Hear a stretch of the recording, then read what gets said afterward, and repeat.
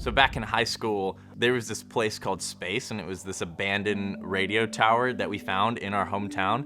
It felt completely like a movie, and I remember just being up there and kind of dreaming and being like, this would be cool to make a movie centered around this tower someday. I first heard about Space Waves from Spencer. We were in a summer class together between my freshman and sophomore year. When we first met, I didn't think we would be friends. But as soon as we started talking about film and this story, we became so close so fast, and we spent every day together. I wasn't a screenwriter at the time. The longest script I'd written was about 9 pages. At the time, all the story was these guys on this tower. And then he's saying, well, why would they be sitting up there to record it? I'm telling him, it's about the experience, man, which, you know, goes in the movie. I still think we can get a better recording somewhere else, though. Space is just windy, you know? Yeah, but it's not about that. It's about the experience. He knew a lot of the one-liners he wanted before we knew much about this story. Never speak in absolutes. Let's butter this bimbo. He's like a wild gazelle in the wild. So when I was in high school, I had this best friend, and me and him would always make skate videos together, and we would just hang out and do life together like 24/7.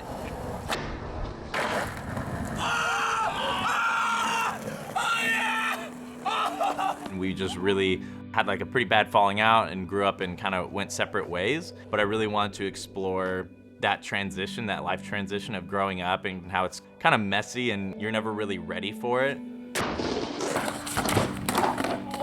Everything was in his notes app on his phone, and he would scroll for years just to get to like anything.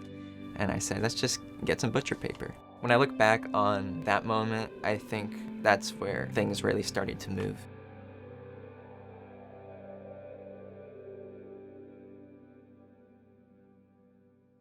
The other tough part about wanting to make a feature as a student is no one believes in you. That's kind of how it is in film school. Like, if you're making a feature, then you must not understand how hard it is.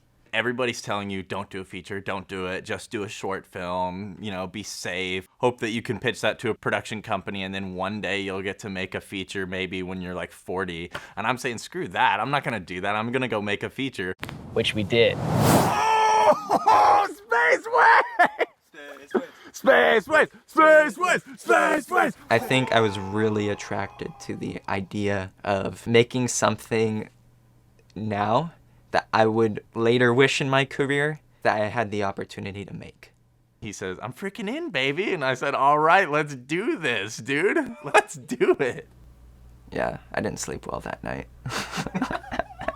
Working with Spencer was good. He is a very collectively minded person, so he's thinking about a lot of things at once. It was definitely a learning curve for me, trying to figure out either where he was going with all of his thinking, because he's thinking about 100 things at one time. So I didn't think she was cute, okay? Like that cute. We gotta just heighten it up a little bit. Oh, were you gonna punch me in the face? It would make sense if she was like somebody from the future sent back. Correlation theory, it's a theoretical fact.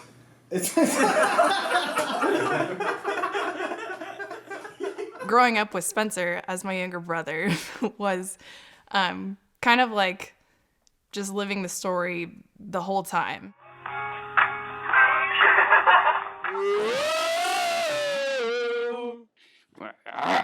I'm glad you guys got my good side. He's a moneymaker. I've known Spencer for a long time, since we were both really young. We used to push each other on swings and stuff. So it's been like 2 years. Not together! That looks so awful. No, it's been since when? 3rd grade or something? Just wrote me into it. Told me it was gonna be awesome. Lots of deathcore. And I'm all about that. Last time I was in mosh pit, I wound up getting E. coli. It could have been the Chipotle. There's a couple of the stories that are drawn from my personal life. This is steamy, hot, boiling lava water that's coming in and it's spraying us in the face and it's filling up my car. Of course, you know, some of the deep talks that we did. And Samson, he's drawn after this crazy guy that I ran into that tried to strangle me and I strangled him back. And so it's like 2 guys strangling each other. Pretty wild. Stress! Hey. Take it easy, brother. What's the problem? All I was gonna do was just go for the, Whoa! Whoa!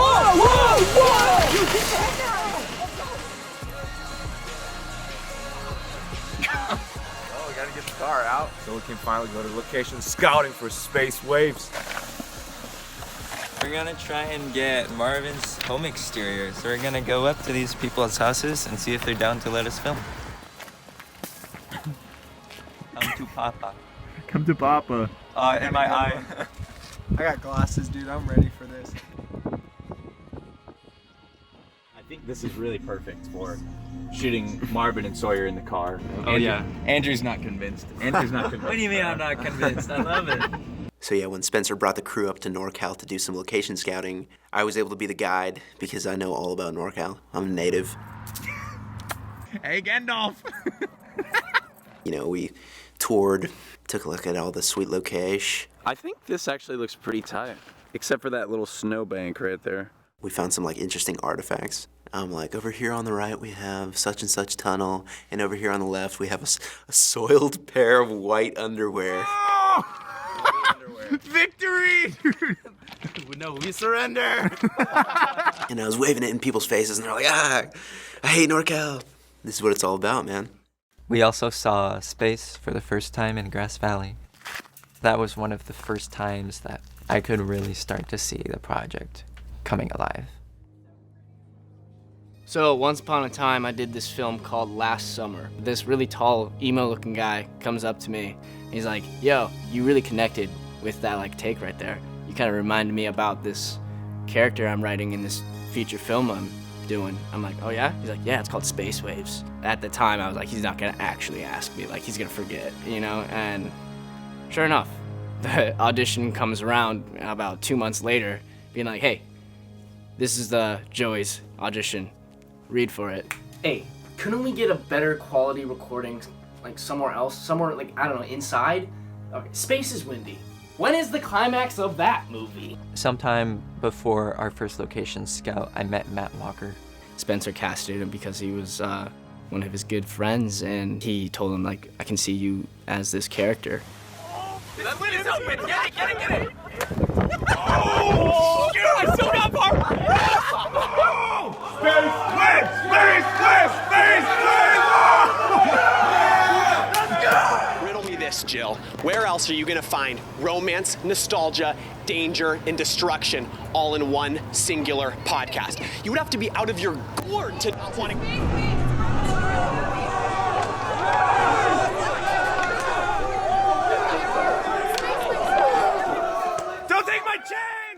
As time went on, people's school schedules got busy, work schedules got busy. Sorry, man, I would help more, but I've got so much I gotta do. Hey, you know, I'm really, and I'm just like, just save it, dude. Psh, save the phone, Bill. That's like when a girl calls you and says, we need to talk. It's like, okay, I think we've already talked enough. Everything fell on me. I was the producer, the first AD, and pretty much the UPM. But it just made the connection between me, Spencer, Connor, Tiffany really strong in pre-pro. Because we knew, like, if all of our other crew fades away, the four of us have got each other. The four of us are not going anywhere. You need to have a unified team, unified in vision, but also just in passion. Because if your team's not unified in that, they're not passionate about what you're doing, or they're not constantly encouraging one another, then you're gonna fall apart. Spencer told me, hey, things with Matt aren't looking too good. The lead dropping. Our vision of Space Waves had Matt Walker on the poster. Go, go, go! I'm foot breaking! And we had begun our crowdfunding campaign just a couple days before. Space Waves Film, follow us on Instagram. Who in their right mind gives money to a movie that just lost their lead actor? We're talking about Space Waves right now. Like, where can I donate? Oh, sweet! Right there, dude. I knew there was gonna be one somewhere. We basically covered it up. We're just gonna continue as planned and not tell anyone. So we had to go on pretending we still have our lead. You can't see it, but our campaign right here says $970 raised out of 5,000. Fundraising, baby. Oh boy. It's only 8 a.m. and it feels like we've been here for 6 hours already. I'm just gonna show you around the garage sale. This is one of my favorite books. Let me open it. Oh, it's not actually my favorite book because it's my favorite cassette. Sorry, hang on, I'm getting a phone call. Hello? Mr. Spielberg. How did you get that? I don't know, just in there.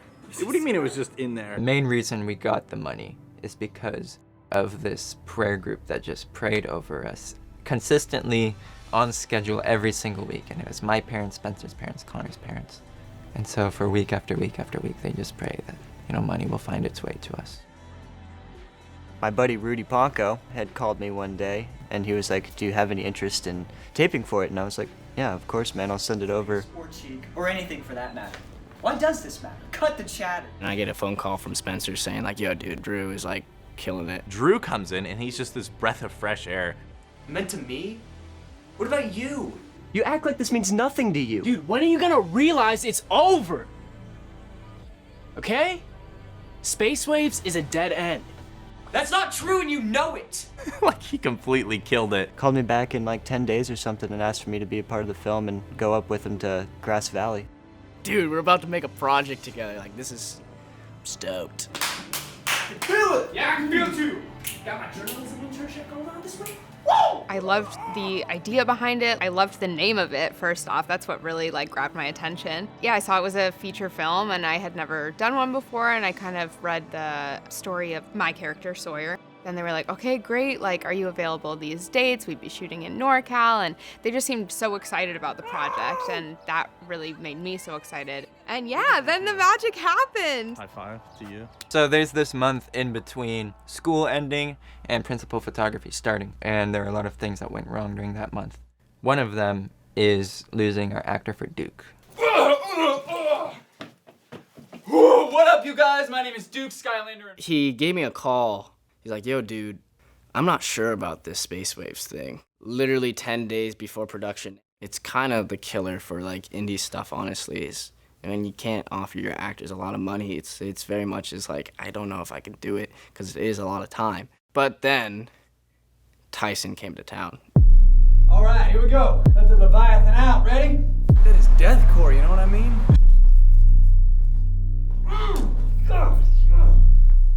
That's kind of the theme of Space Waves, honestly, is that when something doesn't work out, we find something better. We finally have footage that's gonna rail people, you know? Like, take the 90-foot crane jump. There's no way I'm letting that clip stay locked away, right? It's just like, shh. It was really easy to kind of be Duke, which I don't know what that says about me. Like a slightly dumber version of myself. He's unconscious, though.